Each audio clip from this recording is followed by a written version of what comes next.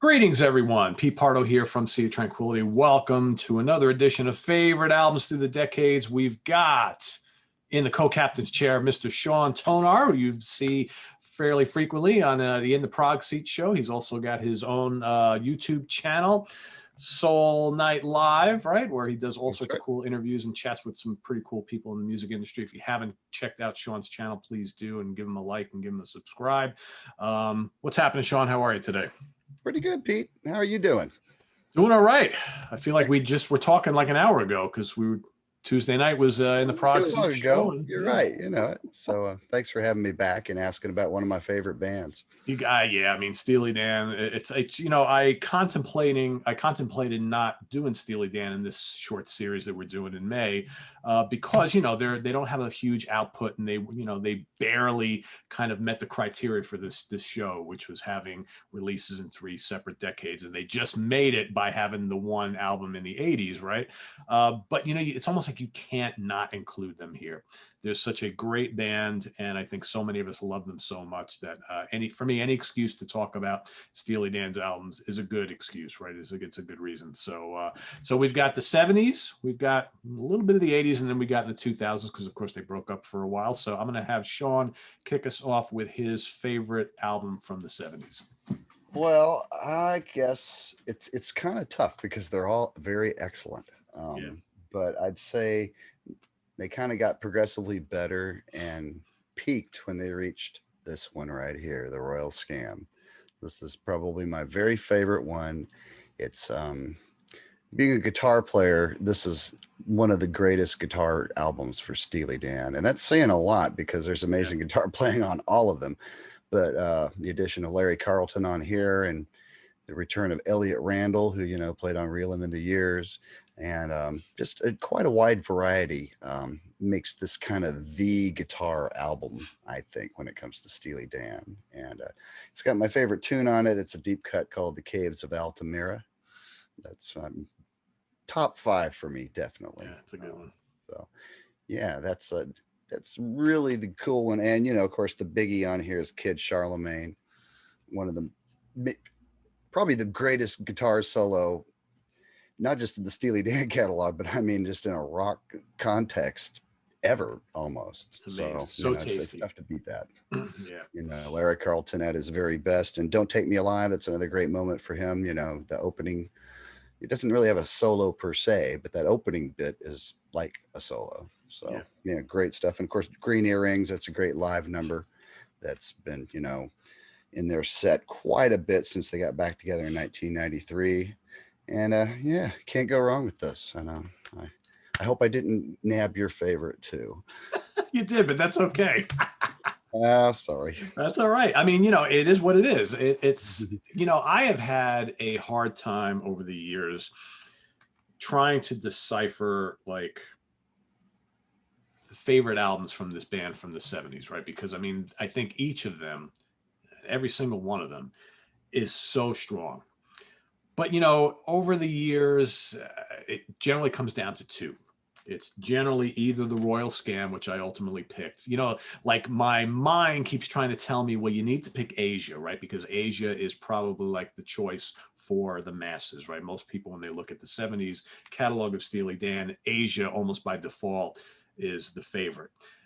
So like my brain is trying to tell me, well, that's the one you should pick. That's the one you should pick. But my heart and my gut tells me all the time that the Royal Scam just beats it out by a little. And I think it's because, there's a few more tracks on here. There's a little more meat on the bones on this one. Whereas Asia, shorter track list, longer songs, little jazzier. I think this is a little more rock edge, right? But I mean, you hit the nail on the head when you've got Kid Charlemagne, Caves of Altamira, Don't Take Me Alive, right there, 3 tracks that kick off the album. Hard to beat that. Sign and Stranger, terrific. The Fez is a top 10 song for me of this band. I absolutely love The Fez. Green Earrings, great. Haitian Divorce, who doesn't love that song? Everything You Did, and then the title track is amazing. Love it. So it's hard to overlook all of that when you're looking at this catalog. But man, you can make a case for Katie Lied. Pretzel Logic, I'm a huge fan of.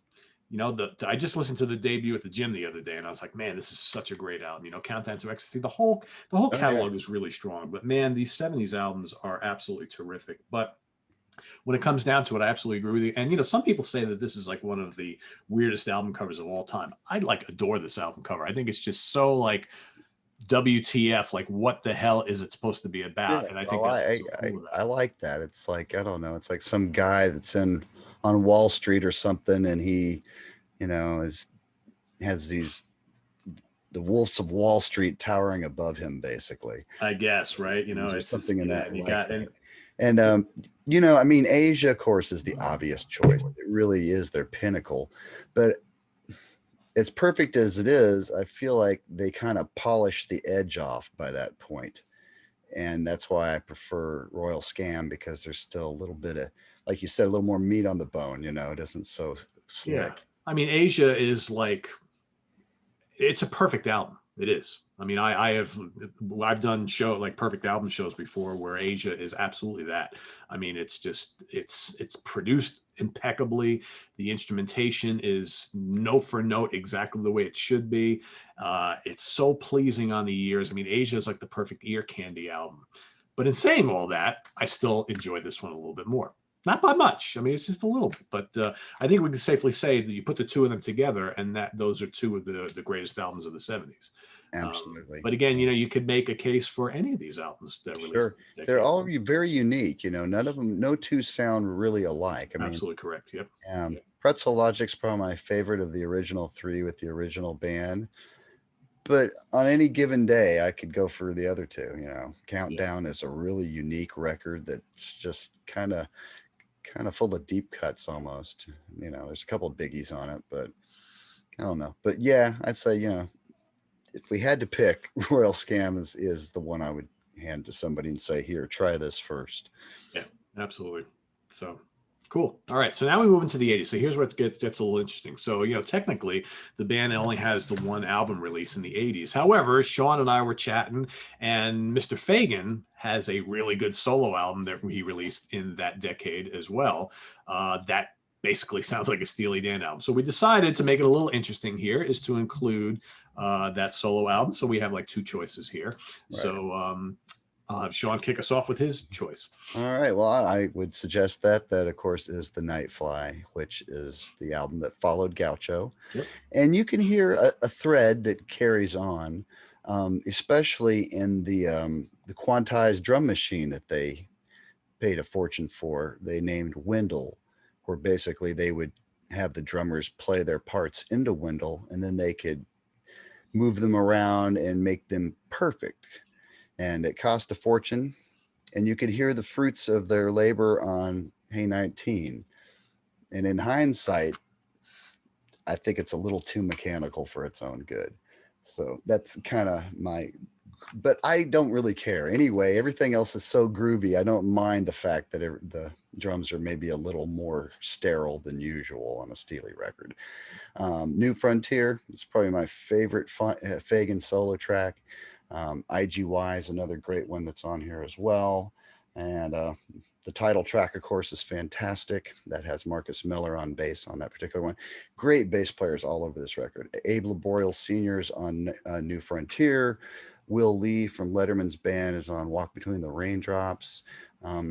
Chuck Randy's on a number of tracks as well. I think he's on IGY and Green Flower Street. So, yeah, really awesome stuff. I got to say, if you love Steely Dan and you never took the time to check out Donald's solo stuff, start here, because this is right up there. I like this as well as Gaucho, I think, maybe a little bit better. Yeah, I would agree. It's a terrific album. I think for the sake of having a little variety on this particular episode, I decided by a hair to go with Gaucho. I think that's good. But I think they're so complementary to each other, and it's like when you listen to Fagan's album, it's like you're listening to a Steely Dan album, basically. So Pretty much. they're companion releases, and you know, I enjoy this album quite a bit. I will say I don't enjoy it quite as much as the '70s releases, because I agree with everything you said. There's a certain slickness, and it's a fairly laid back album. Not that there's anything wrong with that, because I think laid back Steely Dan is pretty good, and this has got a million guest musicians on it. I mean, you Sure. name them, they're on here from the jazz community. I mean, you got Randy Brecker, Michael Brecker, the two brothers. You got Sanborn is on here, Tom Scott. Right there, you've got some of the greatest, horn and reed players in, jazz fusion history. You've got Don Grolnick is on here, Joe Sample, Hiram Bullock, Larry Carlton, Rick Derringer, Steve Kahn, Mark Knopfler, Hugh McCracken, Steve Gadd, Anthony Jackson, Rick Murata, I know Jeff it's Porcaro. I mean, I could go on and on here. Michael McDonald. It's absolutely mind blowing the amount of musicians that play on 7 tracks on here. right. Hit everybody on here. It's just crazy. And then you got Fagan and Becker. Well, at this point, they were practically playing, instead of musical chairs, they were playing musical bands where they'd bring in a whole all-star top flight band and have them play a couple songs on the record. And then the next day, bring in a completely different batch of people, have them play the same songs. And eventually they're like, okay, I really like the feel of these guys best on this one. Yeah. So that made the cut. If you look on YouTube, it turned out that Gaucho is going to be a double album, and there's a lot of outtakes. If you type in Gaucho outtakes, there's an album's worth of leftovers that are compelling and interesting, and a few of them are better than what I think made some of the tracks that made the record. So if you're curious, check them out. There's quite a bit of stuff. Yeah, there's probably enough Steely Dan leftovers to make a couple albums outside of the canon, so to speak. Maybe we'll see that one of these days. They need to do like an Ian Anderson and release like some, Yeah, they sit on everything. I mean, we haven't even got a good live DVD from them. I mean, except for that plush TV kind of in the studio thing they did around Two Against Nature. Yeah. That's it. I mean, it's almost like they want you to keep coming to see them every summer, so they never give you a DVD to watch at home. Yeah. I wonder. But yeah, to finish off this, I mean, Babylon Sisters, terrific song. Hey 19 is just wonderful. Really jazzy stuff on here. I love the title track. Third World Man is a really good track. I mean, they're all very pleasing songs. It's a little safe Steely Dan. And considering the cast that participated in this album, and again, this is the point in time where the band is not really much of a band. It's more like a studio collaboration, so to speak, right? Which is okay because it still sounds like what we've come to love from Steely Dan. But I think it's a very solid record, and I'm going to give it the slight edge over Fagan's solo album. But I think they're both tremendous. Fair enough. Well, that really is a Steely record, so it's understandable. Yeah. All right. So, of course, the band has broken up and we don't hear from them for quite a long time, but they resurface in the 2000s. And I'll have Sean give his pick of the 2 albums released in that decade. Okay. Well, I'm going to have to go for the first one, the one that won the Grammy. This really, Two Against Nature, it really felt like they picked up right where Gaucho left off, especially certain tracks like My Arrival totally reminds me of Gaslighting Abbey. That there's this kind of sparse thing with the arrangement going on there. And it's almost like no time had passed. But there are also some tracks on here that are probably more sophisticated than anything they did previously. I'm thinking of a tune called Almost Gothic, where it's just, if you were to look at the chord chart for that and compare it to some of the ones from the 70s, it's pretty sophisticated. And it's almost like they grew some in the 20 years that they were away.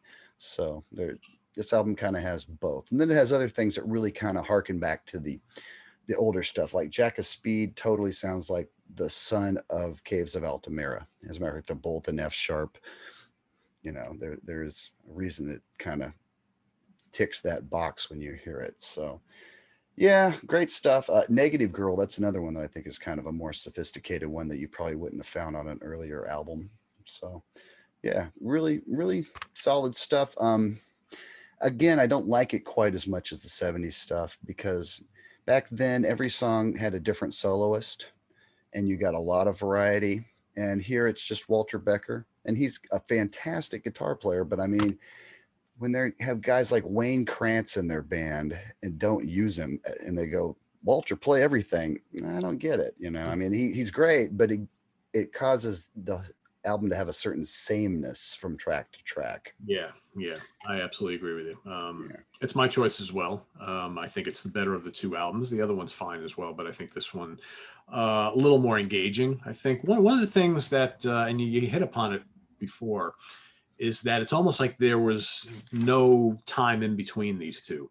They're very similar, and it's just hard to believe how many years are in between them, and how many like legacy bands do we talk about where, you know, they break up and they come back years and years later, and their new album sounds very similar in style and nature to their classic stuff, as if there was no time in between. And Steely Dan is a perfect example. I mean, these guys just kind of jump back into the game, and it still sounds exactly like the Steely Dan we remembered. But I agree with you. You've got Paul Jackson Jr., Hugh McCracken, Dean Parks. Dean Parks is a terrific guitar player. Sure. Vinnie Colaiuta's on here. I mean, another Will Lee, a whole big cast of folks. My issue with this album and the one after it, I don't find the songs to be quite as memorable. One of the things about the Steely Dan catalog, especially the early catalog, is that, you know, every single song and every single album has its own identity, has those hooks that pull you in. They're quirky, and they're just like, they're so engaging. I don't find this album and the follow-up to be as memorable. It's good. It's fun. It's Steely Dan. They're back. Excuse me. But it's just like those engaging hooks are not quite there like I remembered. And I think that's the reason why I don't listen to those two albums as much, because it's just like, and maybe because they're more recent, we don't have a long history with them. But, you know, you can listen to an album 10, 20 times and still come up with the assumption, all right, this is still fairly new, but it's not reeling me in. Not reeling in like they reeled him in the years, right? It's just Right. it just doesn't have those same instantaneous hooks that grab you right off the bat like some of their older stuff did. And it's still really good. It's still Steely Dan. It's still enjoyable to listen to, but it's not like if I had a choice to listen to, I mean, even here, if I was going to pick one of these two to listen to, I would probably go for Gaucho. Yeah. And if I had to pin Gaucho or this one or the follow-up against any of the 70s albums, well, the 70s albums will win every time. So it's just, I don't know, whether it's as you age, your songwriting is, you know, the way you write is a little bit different, or maybe it's the influences of modern music or whatever it might be. They're still good Steely Dan albums. They're solid. But it's just, to me, those legendary Steely Dan hooks just aren't quite there. If that Okay. makes any sense at all. Yeah, I kind of see. Well, I think while the other albums where every track seemed really different, there's kind of a sameness from track to track on these reunion albums. Yeah. And that's kind of true with Fagen's solo stuff leading up to it as well. Kamakiriad, you know, there's kind of a uniform sound to these records. And there's nothing wrong with that. But yeah, I prefer the energy and the vitality of the earlier ones. But I enjoyed, you know, and Everything Let's Go, you know, the follow-up, you know, wasn't quite as good. Although I think it had more of a live band feel than Two Against Nature. So I'll give it that, you know. Yeah. And a couple of cool deep cuts. You remember the heavy metal soundtrack back in the day? Donald Fagen does a really great tune on there called True Companion that's as delicious as any Steely Dan tune. So I highly suggest checking that out. I think if you get Steely Dan Gold on CD, that's included along with a tune called Century's End from Bright Lights Big City, that movie. That's another one that Fagen did. So I forgot about that my one, yeah. favorite deep cuts that you might have missed because they're not on true records per se. Yeah. Same with, what is it? FM is also only on. Yeah, FM, of course. Yeah, I mean that's like the biggie. You know, it's like How did they not put that on an album? I mean, geez, that's I crazy. know it. It just didn't quite make it there, but yeah, you can get that on Gold as well. I think Gold is really worth picking up because it's got kind of like They have those couple tracks. Yeah. Right. well, it has like the best of that didn't make the first best of, plus those extra deep cuts that are B-sides and such. So Yeah. very cool. Yeah, I probably need to do that because I have, like, you know, I have all this stuff on CD. I had originally, I had that really good, I don't remember if it was the definitive Steely Dan, I don't remember what it was called, but it was like a 2-disc Steely Dan collection. I had that years ago, and that had a great track list on it. I mean, it had like basically all their really good to great songs on it. But then eventually, you know, like always, I always found whenever I go and buy like a hits collection, I always say, all right, this is great, but I want all the other stuff because I'm a deep cuts guy. So it's like I never understood why back like in the 80s and 90s I would buy greatest hits sets, because I almost 80% of the time would ultimately go and then investigate the whole catalog after that. But I guess it's a good way to, you know, really get a taste of a band, even though like I had owned Steely Dan LPs back in the day. But when the CD years first hit, I was like, all right, you can't buy everything, right? So I just bought that, and I was like, I think that's all the Steely Dan I'll ever need. And then you realize a couple of years later, yeah, this is not all the Steely Dan I'll ever need. I think it's a good way to start, just to make sure you really like the sound of a band, and once you do, then dig in. I think the deep cuts are really important, and I know some people that never bothered to go for the deep cuts, and it's just like, how do you know you aren't missing something amazing that you'd love? You don't. So, Well, a lot of people are they're content with the songs that they heard on the radio and they're I familiar know. with. I know. And even when they buy the record, they stick the needle right on that song and play it and then take the record off as soon as they're done. And it's like, wonders await you on side 2. You just don't know. There is no rule that says you must only listen to the songs that were force fed you through radio or MTV or whatever. Right. If you like those, chances are there's other ones on there you're going to like too. Yeah, exactly. So there you have it, everybody. Favorite albums through the decades for Steely Dan. It's always a good excuse to talk about this band. Just love them to death. They so hard to categorize, right? And I think that's what we all love about them so much. It's like they give you a little bit of everything, but they don't do a lot of one thing. So very cool stuff. I want to thank Sean for jumping on here today. Sean, you want to plug anything over on your channel that's coming up? Today I'm chatting with Phil Manzanera, guitarist from Roxy Music. And coming up next week, we are doing a new look at another group. We did a History of Yes series, a 4-part series recently, and that went great. And now we're going to take a look at King Crimson. So we're going to look at the history of King Crimson, 69 through 74 on our first episode. And then the week after that, I'm chatting with Derek Shulman from Gentle Giant, who's been on Pete's show before. He's been on my show as well. And there's a new remix of the Freehand album that Steven Wilson did. So we're going to talk about that. And then who knows what we'll talk about. I'd like to talk to him about some of the early days in London with Simon Dupree and his, that band that they were in before Gentle Giant. I think that would be interesting. So yeah, please tune in. It's /Soul Night Live, SOAL Night Live. And I'm almost to 1,000 subscribers. So if you could come over and help me get over the hump, I'm about 5 away. So there you go.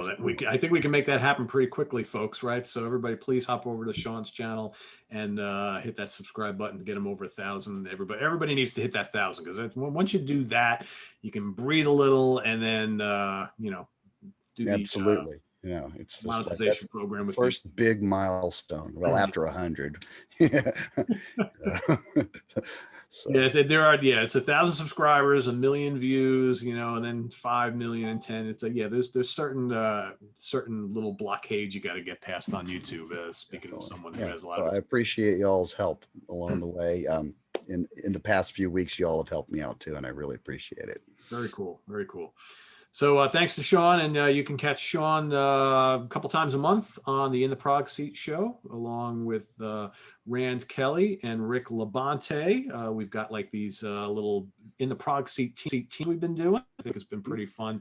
This way you guys get to hear kind of different dialogue with different little teams and stuff. I think it working out pretty well.